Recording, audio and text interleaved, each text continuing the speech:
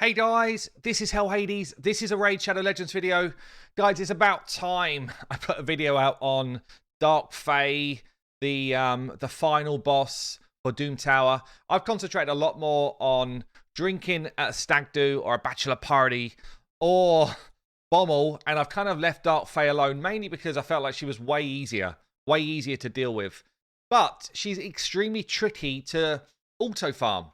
So I think she's much easier to just beat, but she's tricky to auto farm.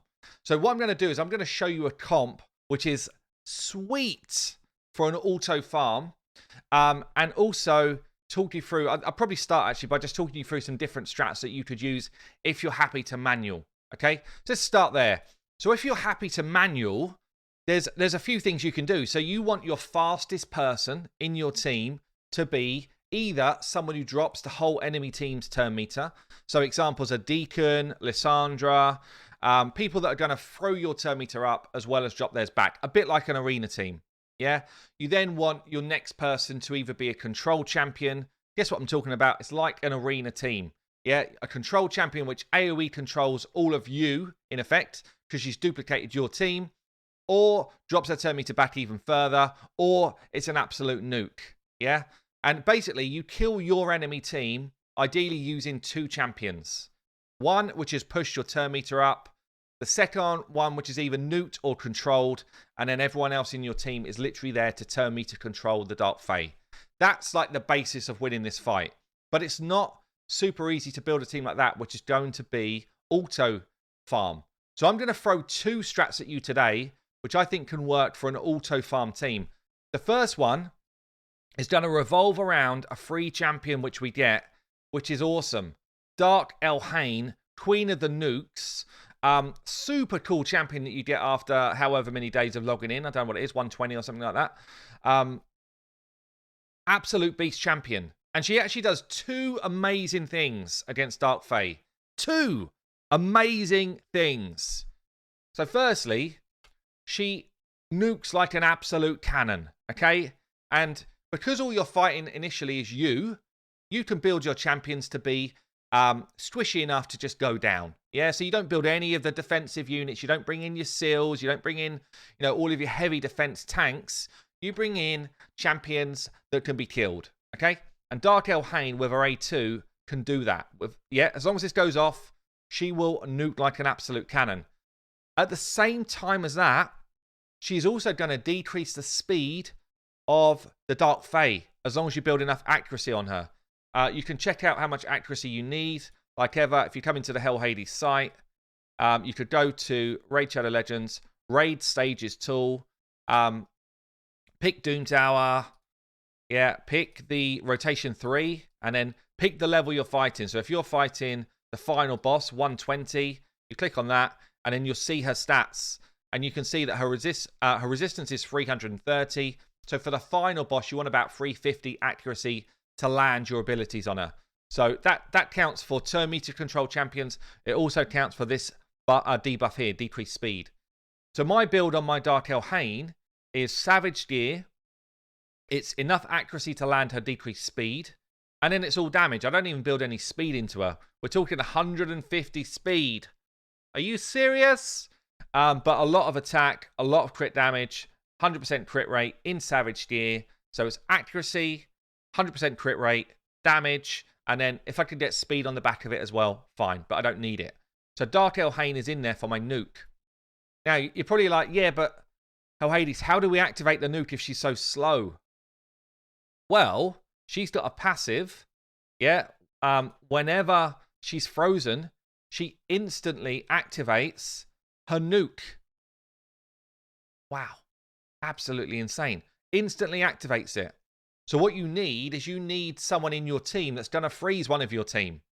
You don't want someone who's going to freeze the whole team. You want someone who's going to freeze one of your team. So again, all right, we're selling the site here, but this is what the site was made for, helping people with this type of stuff. So you can come to the homepage. You can come to the debuff section, and you can look for freeze champions. So you can say, right, who does freeze? And actually what you want is, instead of AoE freeze, you want to come down a bit further and check out the people that freeze a target. Yeah? in my video today, I'm actually going to use one of the worst champions in the game. Finally got a use for her. Exemplar. You want someone who's done a single target freeze and do it 100%. That's what you want. An Exemplar on array 3, and it also needs to be the skill that champion prioritizes. Yeah? Exemplar, A3, if you book it, 100% chance to freeze you. Okay? So she does have to be booked. Make sure she is. If not, then there are rares that do this. I just didn't have any on my account right now. Preserver, Pounder, Marquez, whatever. Those 3 have all got a 100% freeze, single target hits. So each of those would do the job as well. Okay? So finally, we've got a use for these champions. They will freeze one of our team. Dark Elhain will nuke all of the enemy. And then all you need for the rest of the team is turn meter control. So I'm bringing in Lysandra for a speed aura and a turn meter throwback. They have to be slower than your Exemplar or whoever you're going to use for your freeze, by the way. So Lysandra's coming in. Allur's coming in for turn meter control. And then Armiger.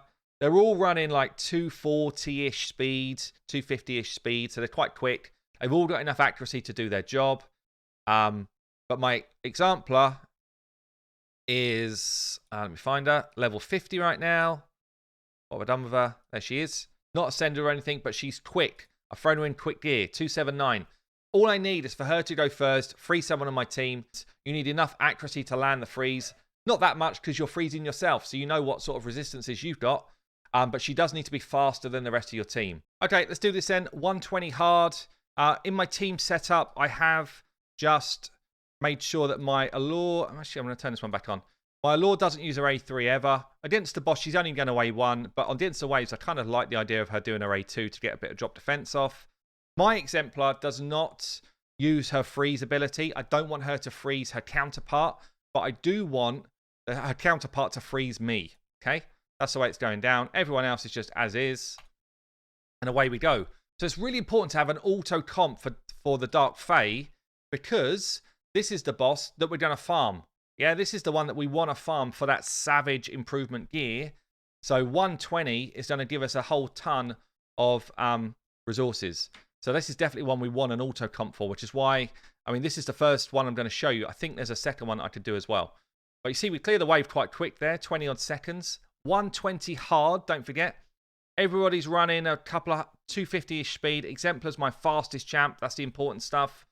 You don't really want these enemies getting attacks because unless you've got a stronger Exemplar than I've got, my one is so squishy she would go down too easy. So I can't have her taking a hit. But we are nuking them pretty well. Just going to call out at this point. This is my 3rd time running this, so I made 2 errors. First error is I put turn meter reduction on my Exemplar, which when I attacked my enemy one, pushed her turn meter back, and therefore my turn order went out of whack. So don't do that. Second mistake I made was I made my one too squishy, so she actually died when she got hit, which you can't have as well. Let's slow it down. Bam. Hit her. She's going to come back at me and freeze me. Frozen. And then my Dark Elhain's going to be like, no chance, fellas. You're all dead. Okay, Lysandra made it. But you also see at the same time, we put decreased speed out there. That was the second job that she does, which is actually insanely good. And from this point on, it's just a turn meter race. Do we keep the turn meter down well enough? And didn't actually want this one to pop up, but hopefully we still stay in the fight. Okay, do we keep the turn meter down well enough? And do we kill it quick enough, basically? So this should now be, fingers crossed. I'm getting resisted, though. These resists are not good. Like, I cannot afford to get resisted as often as I have so far. Like, maybe it's just a bit of a blip, but maybe I need a bit more accuracy in what I'm doing. Maybe I'm like 10 accuracy short or something. But you can't afford to resist because you've got to keep the turn meter down. Otherwise, she gets all sorts of nasty. And when she gets nasty, you're going to be in trouble. So yeah, if you don't have Lysandra, obviously bring another Allure or another Armiger or someone who does that type of job. But honestly, you don't want to bring defensive champs that Elhain can't just nuke. And yeah, other than that, it's just now, do you have enough people with War Master on? Do you have enough damage coming out? And can you keep turn meter down? So I'm going to let this play through, let you watch it and enjoy it.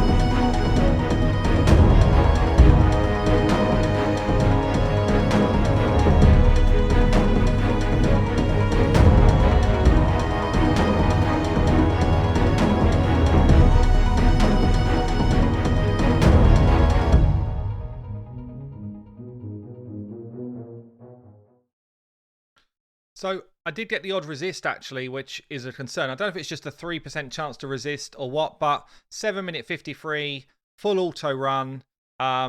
If I didn't get the resist, that's an easy fight. But I did get the odd one, which makes it just a little bit. I guess it's not 100% foolproof, but it's close as, to be honest.